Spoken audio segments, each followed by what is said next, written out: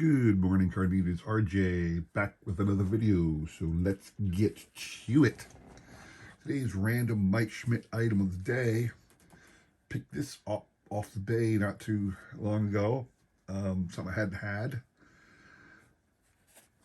1995, the Induction Day cap featuring the individuals who got inducted back in 1995, which were Richie Ashburn, Leon Day of the Negro Leagues, William Hulbert, one of the original executives in charge of the National League back in 1876, Vic Willis, Pirates pitcher from the turn of the century back in the early 1900s, and of course Mike Schmidt. If you are a Hall of Fame enthusiast, you know that an induction day, whoever the individuals are who get inducted, there are a plethora of memorabilia items that are produced and mass marketed featuring those individuals to get collectors like us to suck up all of that stuff. And I'm still on my quest even today to suck up all of the Mike Schmidt collectibles from the 1995 induction day. So that is a cap I picked up. Now, my random baseball item today, along with that cap, the individual was selling just a random but really cool looking Hall of Fame cap. I get the sense he had bought these two back in 95 and just had them sitting on his shelf because the original tag was still on it. I took that off. I don't care about original tags and such. This one I actually wear a lot now. It's a really cool looking baseball Hall of Fame cap, so I put this on my head once in a while. So those are my random items of the day. Today's trivia question, cool prize for you here from Donruss Studio of 2004. This is a random insert, studio proof out of 100, a Gary Sheffield card. You can see right there, out of 100 from 2004 Donruss Studio, the studio proof version, number 200. That is your prize. If you can riddle me this question, all right? How do I want to say this? Okay, so there have been, over the years, a number of stamps highlighting baseball, certainly baseball players. In what year was the first stamp issued that had a baseball theme related to it, and what was that stamp celebrating?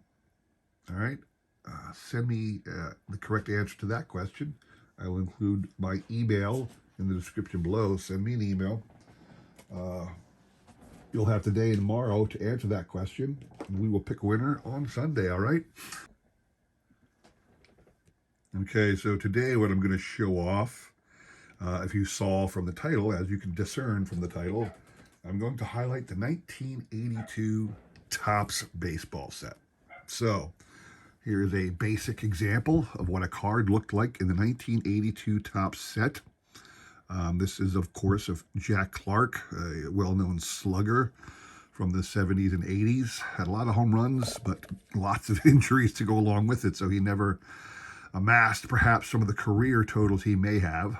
So, again, on the front, basic image, facsimile signature. Topps did that occasionally with their card sets. They would put a facsimile signature printed on the card image. Down at the bottom, you have a team name, the player name, and they had this what's come to be known as the hockey stick set because of this little swoosh here, the bottom of which contained a position. And then, of course, the Topps logo. You go on the back, little cartoon showing off some of his stats, and then an interesting statement of fact of some random player. So, actually, these are two random information now that I think about it. So this is Jack Clark's card, but it says Neil Allen didn't allow a run in 37 of his 53 appearances in 1980. And it talks about Willie Stargell. So an interesting choice to put feats and facts about some other player on this guy's card, but that's what Topps chose to do. So what else did you get in the set besides cards? Well, you had some of the basic things you always get with Topps. You had checklist cards. They would eventually stop this, but not for quite a while. So your Topps checklist card, your team checklist cards. This is one of the other reasons I hated the 82 Topps set. This is the first year, and they kept this theme for most of the 80s, where what they would do is they would put the leaders on the team in batting and pitching, and the highest batting average and the lowest ERA as the 81 batting and pitching leaders on a checklist card. They'd stopped the team picture. I loved team cards. I love team cards. I'm a big fan of the team photo. And when they stopped doing that, I was very upset. Don't really like these cards, but that's what you get. Something else they did, which they did not always, but often, a Future Stars card, meaning, they'd throw in 3 of the top rookies side by side and put it on this little thing. These are guys who played like a couple games at the end of the call-up in the previous year, and basic stats about their lives, really.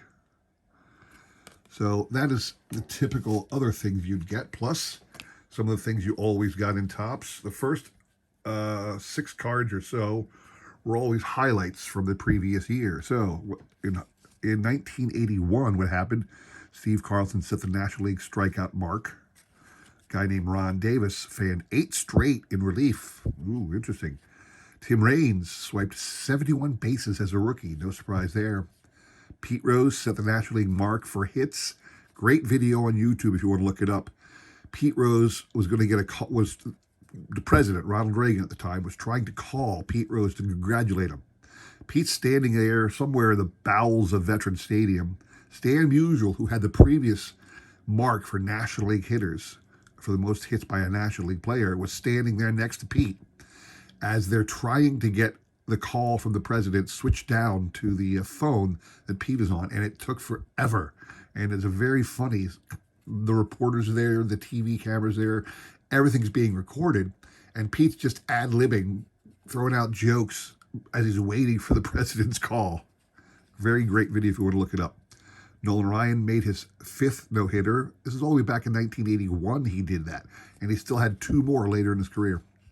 And then Fernando, of course, Fernando Valenzuela, Fernando Mania, he hurled 8 shutouts as a rookie. So those were your highlights from 81, or included the 82 set. And another thing that you get in most Topps sets back in the vintage days were cards for your stat leaders, batting average, Bill Madlock and Carney Lansford. Home run leaders, Schmidt had the most in the majors, then 4 other guys tied for the American League. What was it? Schmidt had 31. 4 different players in the American League had 22. Consider that for a second right there. That's an amazing stat. These 4 guys combined led the American League in home runs one year, and all they could muster was 22, and they led the league. Now, the reason, it sounds ridiculous, but the reason is you had the strike season. This was when you lost a couple months in the middle of the year to a player's strike. So where it sounds ridiculous that the 22 is all they can muster, that's because they had a strike. But even with the strike, Mike Schmidt still had 31. RBI leaders, Schmidt and Eddie Murray. One of the few times Eddie Murray led anything in stats, which is surprising. It's just that there are so many other great players too, and he never could muster a league lead in too many categories, but he is still a great player. Stolen bases, no surprise at this card. Rickey Henderson and Tim Raines, stolen base leaders. Fantastic card, I think, on that one. Wins leaders, victory leaders, Tom Seaver, and again, a plethora of people on wins in the back. And again, now this is a testimony to the strike shortened season. The win total that led both leagues was 14. Strikeout leaders, Fernando Valenzuela and Len Barker. ERA leaders, Nolan Ryan and Steve McCatty. I didn't realize Nolan Ryan ever led the league in anything, but he apparently led an ERA that year. Here's a great card if you want to have 2 Hall of Famers on a really cool card that talks about why they were Hall of Famers. Bruce Sutter and Raleigh Fingers as the saves leaders. Check that out. Very cool card there for Hall of Fame fanatics. So those were your stat leader cards that are typical in Topps from the day. Another thing typical in Topps from the day is the All-Star card. Interesting about this one is you have the National League and American League All-Stars. It's pretty much just the starters and a reliever usually. So it's often just 10 cards each.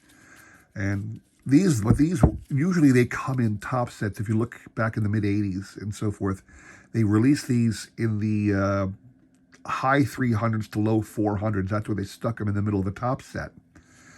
And they were consecutive. The American League went first, the National League went second, or vice versa. And they were a combined set of subset of 20 cards within the main set. In this case, they were separated for some reason. So, you know, the National League guys were in the 300 run, and the American League guys were in the 500 run. Don't know why. But these were your starters as voted in by the fans for the 1981 All-Star Game. Pete Rose at first, Davey Lopes at second, Mike Schmidt at third. Dave Concepcion, doesn't get enough hobby love, Dave Concepcion, shortstop. Dawson in the outfield, Foster in the outfield, Parker in the outfield. Gary Carter was your catcher. Fernando was your, it's like left-handed starter. Yeah, left-handed, right-handed starters, or pitchers, just whatever. Fernando, Tom Seaver, and then Bruce Sutter was your reliever. Obviously, it was just the pitchers or the position players that get voted in. You had Rod Carew in the American League. Willie Randolph, second base. George Brett, no surprise, third. Bucky Dent. Bucky Dent made your start at shortstop. You got to remember, this is before Cal became Cal. And I'm not sure who else, as I'm sitting here, was a fantastic National or American League shortstop. But Bucky Dent got the start. Reggie Jackson in the outfield. Ken Singleton. Love Ken Singleton. Dave Winfield in the outfield. That makes sense because the Yankees went to the World Series against the Dodgers again in '81. This time the Dodgers prevailed. Carlton Fisk was your catcher. Scott McGregor, left-handed pitcher. Jack Morris was. It's interesting. They didn't say left-handed, right-handed pitcher for Jack Morris. They just said pitcher on that one. And then your reliever was Goose Gossage. So those were your all-star people back in '81. The top rookie cards, of course. The top rookie card is your Cal Ripken card. This one has never been graded, never will. It's so far off-centered. Doesn't make any sense for me to grade this card. And then Lee Smith, new Hall of Famer Lee Smith. Doesn't command much of a premium, unfortunately, Lee Smith. But those are your two big rookie cards, Hall of Fame rookie cards from '82. And it is interesting that the, I want to say, it doesn't matter. I can't think of it. Oh, sorry. What I want to say is there are many other rookie cards in the set, but not of Hall of Famers. There are other big name rookie cards. George Bell, who would go on to win an MVP a couple of years later, his rookie card was in the set. I believe Dave Stewart, a great pitcher for the A's dynasty back in the late '90s, his rookie card is also in that set. But those are the ones. Those two are the guys we remember. A new feature that was included sparingly over the years for Topps, but was in the '82 set, is what is called inaction cards. So I'm going to show off every player that had an inaction card. Pulled them all out. So this is an example of what you got. You get your Ron Guidry card, and numerically sequenced in the print run, Ron Guidry had an inaction card. It was interesting to see. He was number 9 and number 10. It was interesting to see those players that garnered one and those players that didn't. And I'm going to show you that in a second, because I'm going to show you, like whenever I do a set run like this, I always show all the Hall of Famers.